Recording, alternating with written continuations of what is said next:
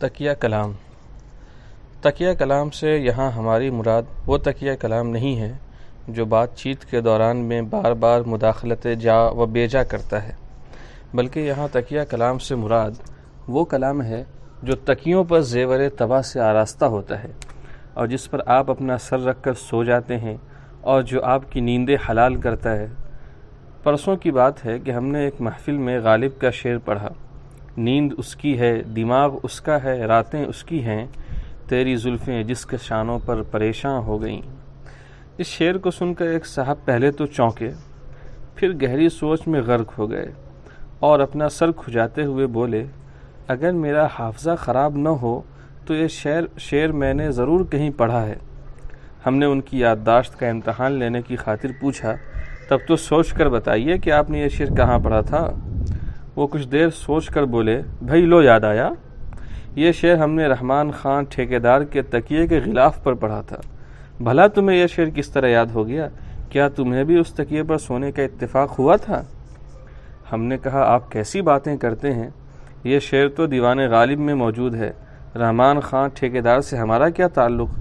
اس پر وہ بولے: بھائی دیوان غالب سے ہمارا کیا تعلق؟ ہم تو شعر و شاعری صرف تکیوں کے غلافوں پر پڑھ لیتے ہیں۔ جو شاعری آپ کو تکیوں کے غلافوں پر پڑھنے کو مل جاتی ہے تو اس کے لیے شعراء کے دیوانوں کو الٹنے پلٹنے کی کیا ضرورت ہے؟ ان صاحب کے جواب کو سن کر ہمیں پہلی بار احساس ہوا کہ جس زبان میں شعر و شاعری کی بہتات ہوتی ہے اس کا یہی حشر ہوتا ہے۔ شاعری کا پیمانہ صبر جب لبریز ہو جاتا ہے تو اشعار اچھل کر تکیوں پر گر جاتے ہیں، چادروں پر بکھر جاتے ہیں، لاریوں کی پیشانیوں پر چپک جاتے ہیں، رکشاؤں کی پیٹھ پر بیٹھ جاتے ہیں اور حد تو یہ ہے کہ دسترخوانوں تک کی زینت بن جاتے ہیں۔ کتنی ہی بار ایسا ہوا کہ ہم دسترخوان پر کھانا کھانے بیٹھے ہیں کہ اچانک دسترخوان پر چنے ہوئے کسی شعر نے ہمیں چونکا دیا اور ہم کھانا کھانے کے بجائے سر دھنتے رہ گئے۔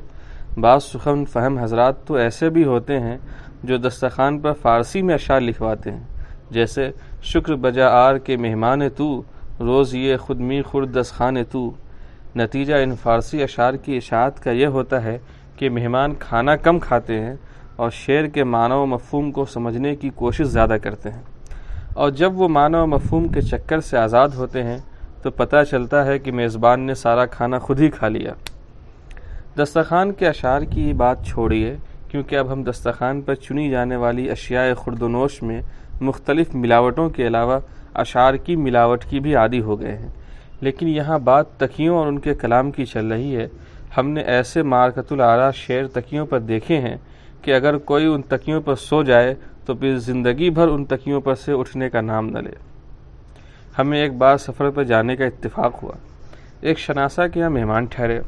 چونکہ ہم حسب روایت بستر اپنے ساتھ نہیں لے گئے تھے، اس لیے میزبان نے ہمارے بستر کا انتظام کیا۔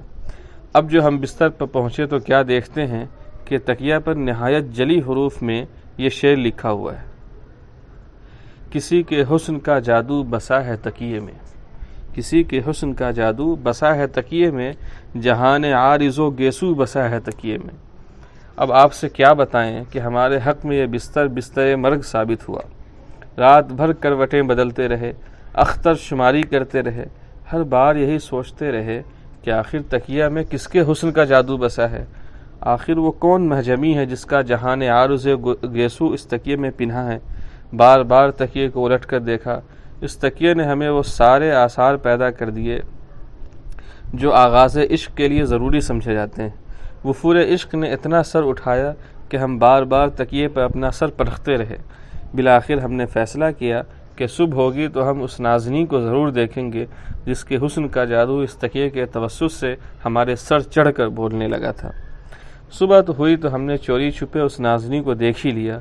اس نازنین کے ڈیل ڈول اور وضع قطع کو دیکھنے کے بعد ہم اس نتیجے پر پہنچے کہ محترمہ کو یہ شعر تکیے پر نہیں بلکہ گاؤ تکیے پر لکھنا چاہیے تھا، کیونکہ ان کے حسن کا سمبل صرف گاؤ تکیہ ہی ہو سکتا تھا۔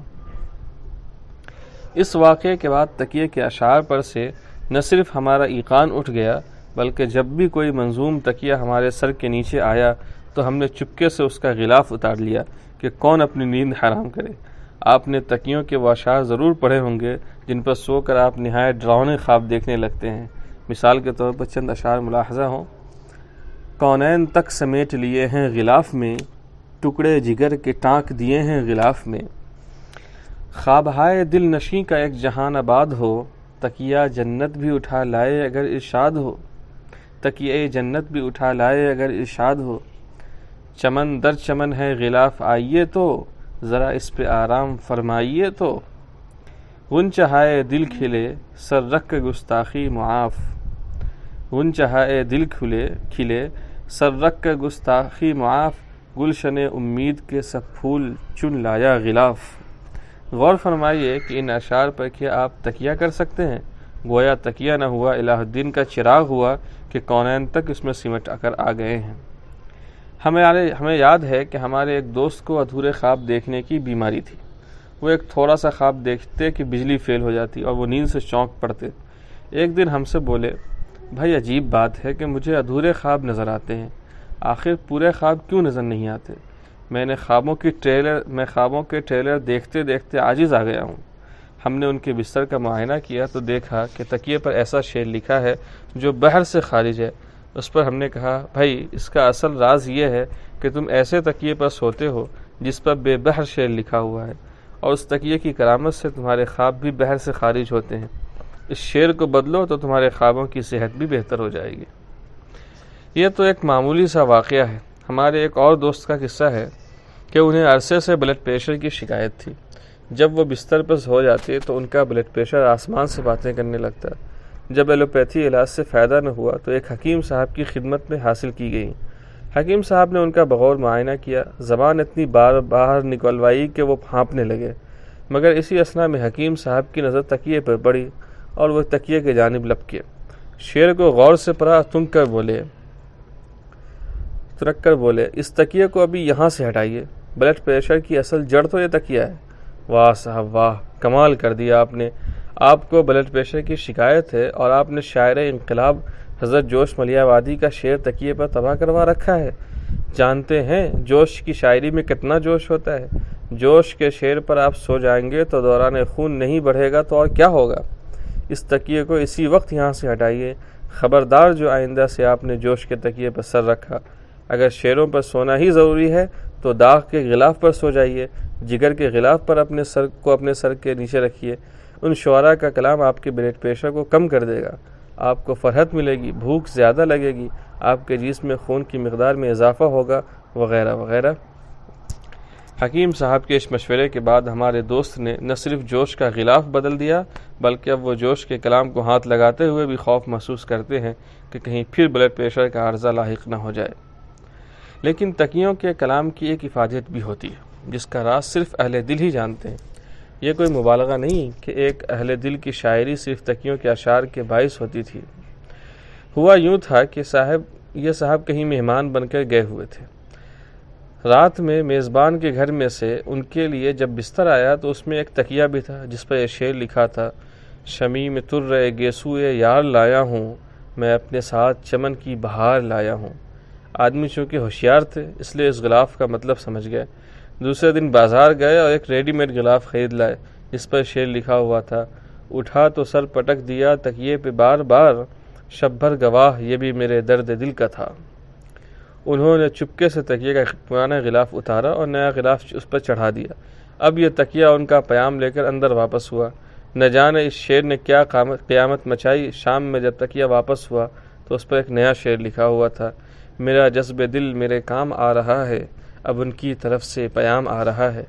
دوسرے دن ان صاحب نے غلاف بھی اتار لیا اور پھر ایک تبازاد غلاف چڑھا دیا: رات بھر دید نمناک میں لہراتے رہے، سانس کی طرح سے آپ آتے رہے جاتے رہے۔ غرض اس تکیہ بردار عشق نے وہ جوش مارا کہ سلام و پیام کا سلسلہ بڑھتا رہا، بالآخر ان دونوں کی شادی ہو گئی۔ چنانچہ یہ دونوں ایک ہی شعر پر تکیہ کر رہے ہیں، لیکن اب ان کے تکیوں کے اشعار کی ماہیت تبدیل ہو گئی ہے۔ چنانچہ ہم نے پرسوں ان کی خوابگاہ میں جو تکیہ دیکھا تھا اس پر یہ شعر درج تھا: اس سیاہ بخت کی راتیں بھی کوئی راتیں ہیں، خواب راحت بھی جسے خواب پریشاں ہو جائے۔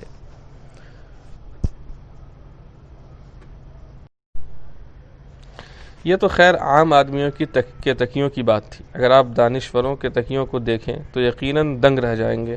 ان کے تکیوں پر ایسا صوفیانہ اور فلسفیانہ اشعار لکھے جاتے ہیں کہ اچھا خاصا آدمی فلسفی بننے کی کوشش کر بیٹھتا ہے۔ مثلاً ایک انٹلیکچوئل حضرت نے اپنے تکیے پر یہ شعر لکھا تھا: موت کا ایک دن معین ہے، نیند کیوں رات بھر نہیں آتی؟ سچ پوچھئے تو اس تکیے پر کوئی عام آدمی سو ہی نہیں سکتا۔ ایسے فلسفیانہ شعر پر تو صرف ایک دانشور ہی سو سکتا ہے، اور اسی کو ایسے فلسفیانہ تکیے زیب دیتے ہیں۔